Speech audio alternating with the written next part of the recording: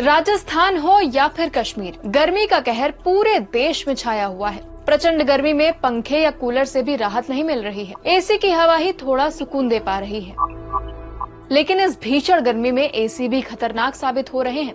बीते दिनों नोएडा, मुंबई, बेंगलुरु में एसी ब्लास्ट की खबरें सामने आई हैं। एसी में ब्लास्ट क्यों होता है और इससे बचाव का क्या उपाय है, जानेंगे स्पॉटलाइट में। नोएडा की एक सोसाइटी में 30 मई को एसी में ब्लास्ट हुआ।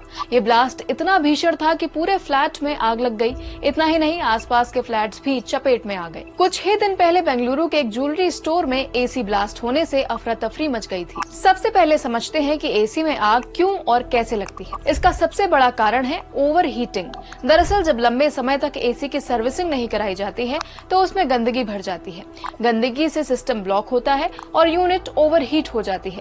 ओवर हीटिंग से एसी ब्लास्ट हो सकता है। ऐसे में जब मौसम पहले ही इतना गर्म है तो ओवर हीटिंग के चांसेस और बढ़ जाते हैं। इसके अलावा एसी कई बार सही से कूलिंग नहीं कर रहा होता है, फिर भी जबरदस्ती उसे चलाने पर एसी पर जोर पड़ता है और उसमें ब्लास्ट हो सकता है। खराब वायरिंग, लूज कनेक्शन के अलावा शॉर्ट सर्किट भी इसकी बड़ी वजह बन सकते हैं। आपने तेज और जल्दी कूलिंग के लिए कभी न कभी एसी का टर्बो मोड भी ऑन किया ही होगा, तो सावधान हो जाएं, क्योंकि लंबे समय तक चालू रहने पर टर्बो मोड भी एसी ब्लास्ट की बड़ी वजह बन सकता है। एसी के अंदर गैस के रूप में मौजूद रेफ्रिजरेंट से ठंडी हवा मिलती है।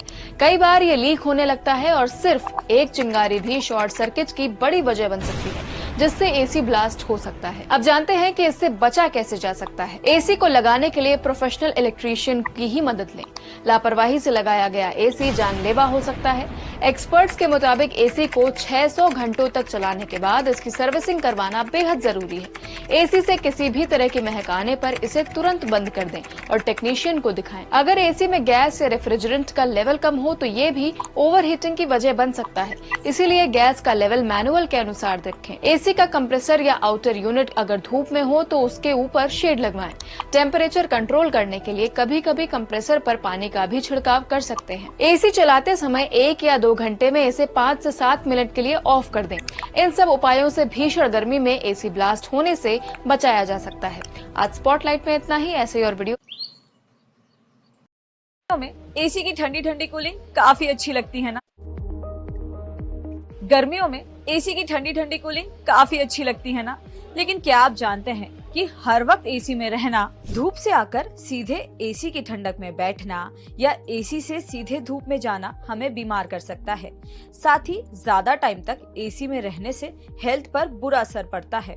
एसी का इस्तेमाल करते टाइम किन बातों का ध्यान रखना चाहिए, आइए जानते हैं आज के वीडियो में।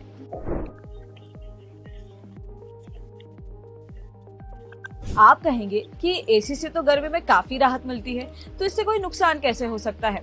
तो देखिए, एसी में रहने से शरीर की नमी कम होने लगती है, जिससे सांस की परेशानी, ऑक्सीजन की कमी, आंखों में सूखापन, डिहाइड्रेशन, माइग्रेन, स्किन प्रॉब्लम, हड्डियां कमजोर और सिक ब्लीडिंग सिंड्रोम जैसी परेशानी हो सकती है। क्योंकि एसी में रहने से टेम्परेचर और ह्यूमिडिटी में अचानक से बदलाव होता है, इससे रेस्पिरेटरी सिस्टम पर असर पड़ता है। इस वजह से सांस से रिलेटेड कई समस्या होती है और इसी ह्यूमिडिटी की वजह से दूसरी भी कई दिक्कतें होती हैं।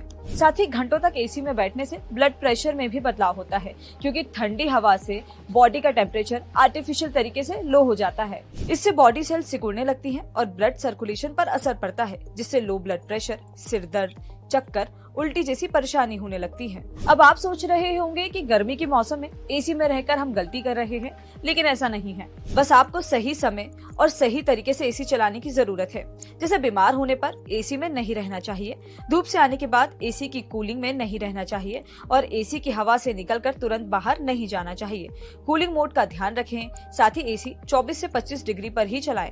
कमरा ठंडा होने के बाद एसी बंद कर देना चाहिए। ऐसा करने से हेल्थ ठीक रहेगी। वैसे तो एसी से जान को कोई खतरा नहीं है, लेकिन इसकी जहरीली गैस जानलेवा हो सकती है, इसलिए थोड़ा अलर्ट रहने की जरूरत है।